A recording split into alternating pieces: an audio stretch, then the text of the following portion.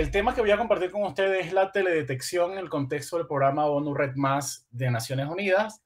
Eh, Mi enfoque es bastante general. Sí, yo quiero compartir con algo bastante general. De hecho, casi no tengo pensado entrar en cosas muy técnicas, pero por supuesto, si alguien quisiera conocer algo más de algún tema específico, pues estoy a la orden. Entonces, quiero empezar más o menos por hablar un poco sobre cómo ha sido mi vínculo con el Instituto Mario Gulish.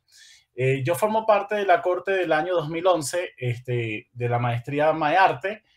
Eh, yo soy venezolano, así que en ese momento yo apliqué para la beca MAEARTE directamente desde Caracas y fui seleccionado y en agosto de 2011 me uní a la maestría. Eh, es bueno mencionar que esta maestría para mí fue algo personalmente muy enriquecedor porque por el contexto multicultural que había y que del equipo habíamos estudiantes de 5 países distintos, ¿no?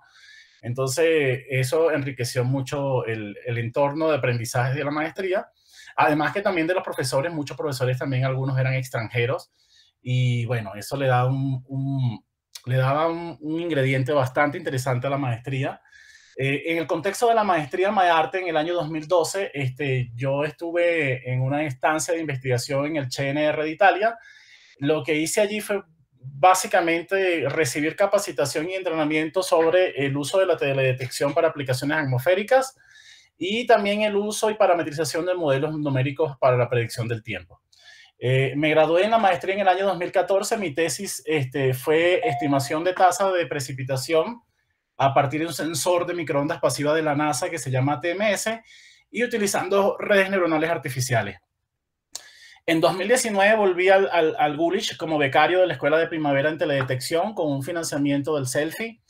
Y en 2021 empecé el doctorado en geomática y sistemas espaciales. Y actualmente estoy trabajando en aplicaciones de tecnología Pulsar para el monitoreo forestal con la tutoría del doctor Alejandro Freire y como codirector de ahí del Instituto Gulish, el doctor Juan Argañarás. ¿Ok?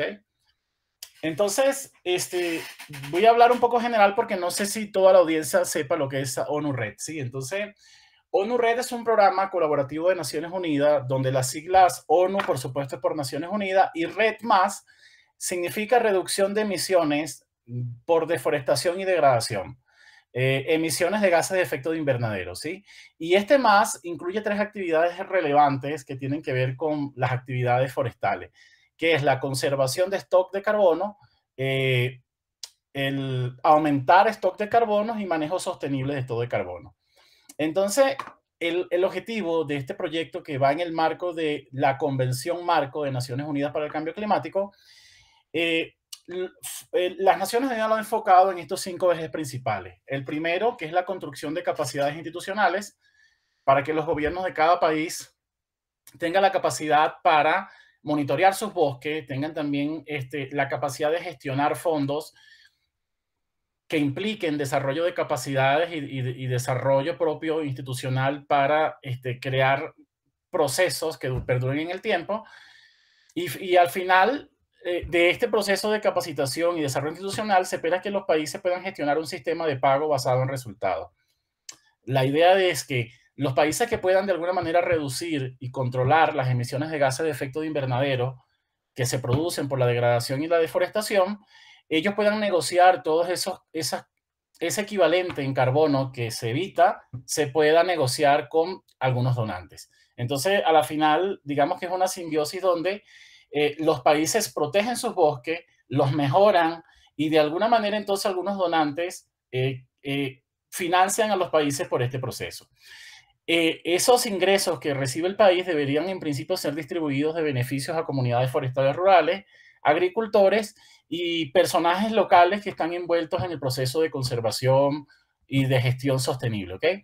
El tema es bastante complejo, es un tema que todavía se sigue trabajando. Los países que han accedido a pagos por resultados, que son varios en la región, digamos que se está aprendiendo a cómo se realiza esta distribución. Es un tema bastante difícil. El otro eje es involucrar al sector privado como un ente que puede ver posibilidades incluso de negocio dentro del área de conservación y finalmente monitorear y evaluar el desempeño de la gestión de los bosques en caso de cada país. la Convención Marco de Naciones Unidas tiene un brazo técnico y científico que normalmente es conocido como IPCC. Fue creado en 1988 y realmente digamos que es un ente que está orientado a generar las guías que deben seguir los países para cumplir con el protocolo que demanda Red+. ¿Okay? Entonces, digamos que normalmente IPCC genera guías de buenas prácticas. Estas guías de buenas prácticas son más o menos flexibles porque el IPCC entiende que cada país percibe sus bosques y gestiona su bosque de manera soberana. Y entonces ellos lo que hacen es simplemente crear algunos lineamientos generales que permitan entonces crear las reglas básicas del proceso de Red+.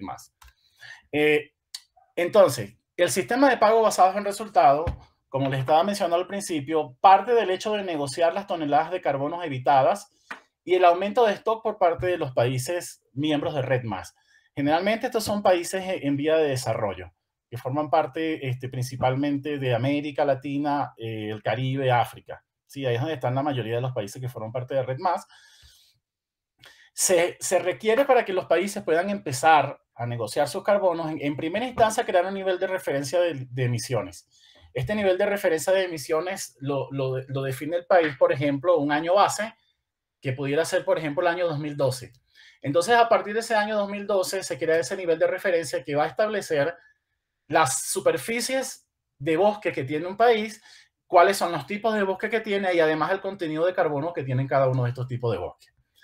Una vez que eso está definido, se entra en la etapa de monitoreo. Entonces, cada 2 años, normalmente es lo que exige la convención, cada 2 años se van generando reportes, se van actualizando estos niveles de referencia y en base a estos reportes se va viendo si el país va reduciendo las emisiones, si empeora y en el caso de que mejore, es decir, evite reducciones, se reduzcan las emisiones, perdón, entonces puede entrar en el proceso de negociación. Normalmente, para que este proceso de negociación sea exitoso, el país pasa por un proceso de revisión por expertos. Normalmente estos expertos forman parte de la Convención Marco de Naciones Unidas. Y una de las cosas que demanda este proceso es la transparencia de los datos y de la metodología. Entonces, tiene que haber un proceso donde cada país emite un anexo técnico donde explica la metodología, cómo midieron los datos de actividad asociados a sus bosques. Cuando hablo de datos de actividad, es decir, las áreas que van perdiendo o ganando de cobertura de bosque, cómo se van dando los cambios de uso, y cada cambio de uso, cada cambio de cobertura tiene un factor de emisión específico. Entonces, explicar esto de manera transparente es fundamental, primeramente para que se acepte los reportes de cada uno de los países y además que se pueda también entrar en un proceso de negociación de pagos por resultado. Además de todo esto, los países entonces deben proporcionar un análisis de incertidumbre donde se habla precisamente de la confiabilidad de los resultados. Esta confiabilidad se hace en 3 grandes etapas. La primera es el levantamiento de los datos de actividad, es decir, cuando se mide cuántas áreas de bosque, por ejemplo, se deforestaron, cuántas se degradaron. El otro componente es estar asociado con los factores de emisión, que el factor de emisión es decir, cuando yo saco una cobertura de árbol específico, bueno, esa área que se deforesta, ¿en cuánto se convierte en toneladas de carbono equivalente? Esto varía dependiendo del tipo de bosque, si es un bosque primario, si es un bosque secundario, etcétera. Y la incertidumbre final es una propagación de errores que se hace para estimar entonces la cantidad de gases de efecto de invernadero que se están emitiendo o se están dejando de emitir. Entonces es un proceso bastante complejo en el que nosotros, por ejemplo, yo como parte del equipo de FAO, normalmente ayudamos a los países precisamente a cubrir todas estas etapas que demanda tanto la convención como las guías de buenas prácticas del IPCC y a su vez digamos, conducirlos de una manera exitosa a que cuando presenten sus datos hayan cumplido con todos los procedimientos adecuados y esto los ponga en un proceso de ventaja al momento de negociación. ¿Por qué? Porque dependiendo de los niveles de incertidumbre que presenta un país en sus datos, generalmente puede haber, por ejemplo, una penalización que implique recibir menos fondos como consecuencia del proceso de reducción de emisiones. Entonces, digamos que mientras que los datos puedan entrar en un estándar adecuado de incertidumbre, entonces los países van a poder entrar en una mejor forma a un proceso de negociación. Entonces, ¿cómo ve Naciones Unidas este proceso de Red+? Bueno, digamos que se ve prácticamente en 4 ejes importantes. Esto, digamos, es la forma como se ve en este momento. La primera es que los países deben contar con un sistema nacional de monitoreo de bosques. que reúna todas las condiciones desde el punto de vista humano y desde el punto de vista técnico y de herramientas para entonces poder hacer el cálculo de estos datos de actividad de una manera apropiada. La segunda es contar con niveles de referencia, que era lo que les acababa de mencionar. Estos niveles de referencia se van actualizando en el tiempo. El tercero son salvaguardas y sistemas de información de la salvaguarda. Digamos que las salvaguardas como tal son algunas medidas que ayudan a los países a lograr las metas que se van planteando en temas de reducción. Y el tema final tiene que ver con las estrategias nacionales o los planes de acción. Digamos que el objetivo de Red Más no es únicamente que los países puedan medir sus bosques y decir cuánto se está mandando de carbono a la atmósfera y cuánto no. El objetivo es que en algún momento en este proceso de medición se puedan identificar, por ejemplo, causas de deforestación y de degradación de los bosques, y entonces se puedan idear estrategias y planes de acciones que vayan a mitigar todas las variables que terminan siendo factores que perjudiquen el proceso de conservación de los bosques. Entonces, estos planes de acción están orientados a detectar malas prácticas en las gestiones forestales, tratar de identificar drivers que puedan ser de alguna manera evitados o puedan, por ejemplo, en algunos casos, cuando son fuentes de ingresos económicos, buscar la manera de que este ingreso económico pueda ser, si no reemplazado de alguna manera, combinado con algunas prácticas que garanticen cierto nivel de sustentabilidad en el manejo de los bosques. Evidentemente, por supuesto, esto es una cosa que es soberana de los países y los países normalmente definen hasta qué punto estas estrategias se diseñan o no para un país específico. Entonces, todo este trabajo que les estoy comentando normalmente de manera operativa se maneja en estas 4 fases. La primera es un proceso de generación de un inventario nacional forestal. El inventario forestal nacional, el país casi siempre lo ve desde un punto de vista estratégico en cuanto a conocer el ecosistema de sus bosques, la conservación, cuál es el estado desde un punto de vista completamente holístico, donde además de ver únicamente los árboles y el contenido de carbono, como lo ve Red Más, normalmente los países aprovechan este inventario también para extraer variables relacionadas a diversidad, a fauna y a otros temas que están relacionados propiamente al bosque desde un concepto mucho más general. Desde el punto de vista de Red Más, normalmente lo que hay interés es saber, por ejemplo, cuáles son los contenidos de carbono asociados a cada uno de los tipos de bosques que hay en un país, saber los tipos de bosque, estratos de bosque, y de esta manera poder generar factores de emisión. Entonces, dependiendo si estamos en Argentina, en una zona específica de diferentes bosques que pueda haber en la Argentina, es muy probable que dependiendo del tipo de bosque tenemos un contenido de carbono diferente por hectárea. Entonces, el Inventario Nacional Forestal normalmente tiene ese enfoque, ¿no? Saber esto. Y el otro, que es el que más nos compete desde el punto de vista del área donde trabajo yo, que es en el área de teledetección, es entonces poder estimar datos de actividad con la ayuda de datos de sensores remotos. Ya les voy a hablar un poco entonces sobre cómo hacemos esto. El resultado de los factores de emisión y los datos de actividad generan el inventario de gases de efecto invernadero y entonces viene el tema de implementación de Red Más. Es decir, qué se va haciendo con los datos para mejorar las capacidades de los países y, por supuesto, la realidad de la sostenibilidad de los bosques. Estas herramientas son las que normalmente trabajamos nosotros de FAO en apoyo a los países para estas metas. Colette Mobile y Colette Air son herramientas que están orientadas más hacia la parte del inventario forestal, levantar datos de campo, por lo menos Colette Mobile es muy parecido a Colette, la diferencia es que los técnicos que van al Inventario Nacional Forestal a levantar variables van cargando sus datos en plantillas que se generan en un teléfono y esto se hace completamente offline. Entonces, cuando los técnicos llegan a una zona donde tienen internet, de manera automática puede hacer que el técnico mande sus datos al repositorio, a un servidor donde se van almacenando todos los datos. Entonces, digamos que estas 3 herramientas están orientadas al levantamiento de datos en campo. Colette Air tiene un poco más de enfoque al levantamiento de datos utilizando interpretación de imágenes satelitales y se puede combinar bastante con las otras 2 herramientas. Calc, en cambio, es una herramienta de procesamiento de datos, tiene un enfoque más estadístico que es para extraer información, digamos que es para procesar la información que se levanta en campo y también la que se levanta desde el punto de vista de interpretación. Y desde el punto de vista de teledetección hay estas 2 herramientas. Esta que está acá ya está prácticamente en desuso porque forma parte de CEPAL, que es la herramienta que actualmente estamos, digamos, trabajando de manera más activa en la FAO para el tema de monitoreo forestal. Esta herramienta, personalmente hablando, y aquí hago un pequeño paréntesis para contarles un poco sobre cómo fue mi fase de, digamos, de cambio, ¿no? O esa interfaz de saltar de lo que aprendí en el Ghoulish en mis 2 años de maestría con lo que me pasó después cuando lo que tuve que adaptarme en FAO. Y es que Geospatial Toolkit fue una interfaz entre lo que nosotros conocemos hoy en día como procesamiento en la nube y lo que hacíamos, por ejemplo, antes con mucha frecuencia utilizando software a nivel desktop. ¿Sí? A nivel desktop, por ejemplo, si utilizamos un software, por ejemplo, como Envy, que también hoy en día también tiene aplicaciones nube, pero digamos la versión Envy por allá 4.5, 4.7, esas versiones de Envy, normalmente nosotros teníamos que cargar las imágenes en el software y procesar las imágenes con las capacidades computacionales de nuestro equipo. Entonces, si teníamos un equipo muy bueno, podíamos procesar muchas imágenes, pero si teníamos una computadora personal, pues esto podía tardar mucho tiempo.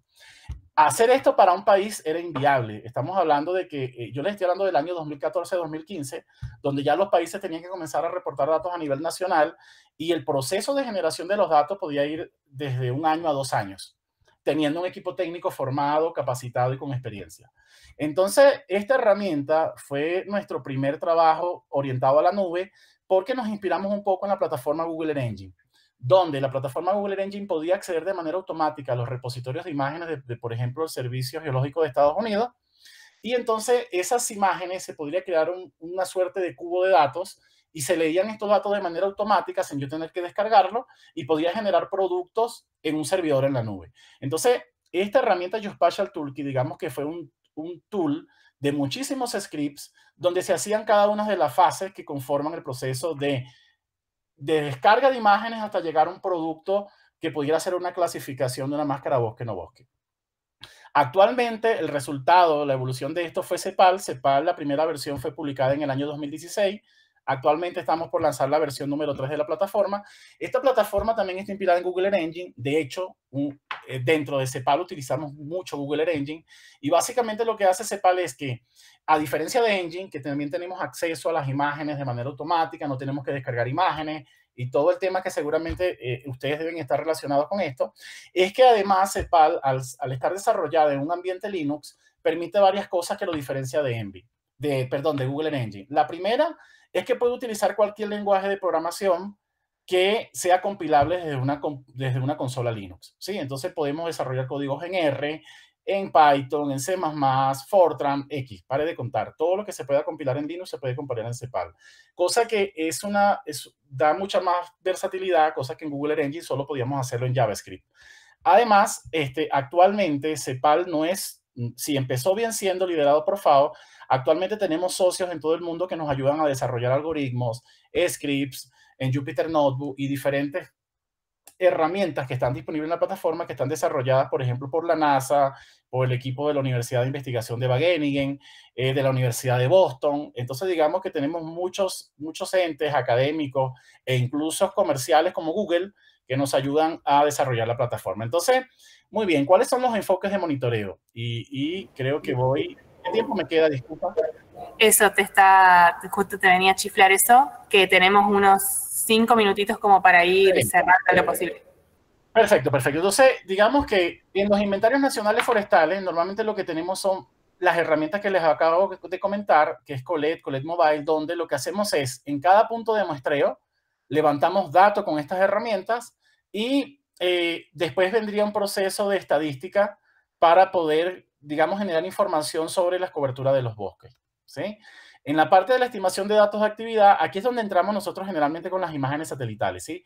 Normalmente lo que hacemos es combinar imágenes ópticas de radar, casi todas gratuitas, aunque actualmente también tenemos uso por un convenio que tenemos por el gobierno de Noruega, a imágenes Planet y imágenes SkySat. Entonces, el tema es que cuando estimamos estos datos de actividad, lo que queremos saber cuáles de estas áreas pertenecen a bosque. En un tiempo 1, en un tiempo 2 vemos los cambios, y los cambios en área, eso lo llamamos nosotros datos de actividad. Entonces, son tantas hectáreas de bosque que se perdieron de tal tipo de bosque o tantos que se ganaron, ¿ok? Las herramientas para hacer esto, primero es wall to wall. Esta es la forma básica, que es únicamente utilizando raster y utilizando algoritmos de clasificación. También se puede hacer análisis temporal. Y esta es la forma que más se ha venido utilizando para hacer este tipo de mapas, pero el problema que tiene esta herramienta, este tipo de tecnología de wall-to-wall, es que tiene un nivel de incertidumbre bastante alto asociado. Porque primero tenemos nubes, segundo hay limitaciones espectrales, como por ejemplo para diferenciar entre algunos tipos de plantaciones con algunos tipos de bosque que tienen que ser diferenciados. El otro es basado en muestreo, entonces lo que hacemos es tomar imágenes satelitales con algunas parcelas y ayudarnos de interpretación para poder hacer en cada parcela saber cuál es la cobertura, y en base a estas parcelas se crea una estadística global del contenido de las coberturas de las diferentes clases que están siendo analizadas. Y finalmente, actualmente lo que se hace es utilizar wall-to-wall y basado en muestreo en estrategias que son, digamos, fusionadas. Actualmente, por ejemplo, lo que se hace es que se colocan muchos puntos de muestreo que parten del diseño muestral del país donde se está haciendo el cálculo, y a cada punto se combinan las imágenes satelitales históricas. Y en cada punto se generan diferentes índices que son procesados por series temporales, como por ejemplo NDVI, NDFI, NBR, y se llega a una probabilidad de cambio y también se clasifica ese cambio en cada uno de los puntos. Todo esto se hace automático y, por ejemplo, podemos hacer una grilla nacional de un país como, por ejemplo, Ecuador, que es relativamente pequeño, en cuestión de unas 2-3 horas, correrlo todo y tener todos los índices para todos los puntos, desde, por ejemplo, 2000 hasta la actualidad. ¿Ok? Entonces, las herramientas en la nube, como le estaba comentando, Google Earth Engine se utiliza mucho todavía dentro de la plataforma Cepal y también lo usamos cuando queremos hacer experimentos que no son fáciles de Cepal. Y Cepal, que es una herramienta que actualmente sigue en desarrollo, pero ya tiene muchas prestaciones finales para el trabajo.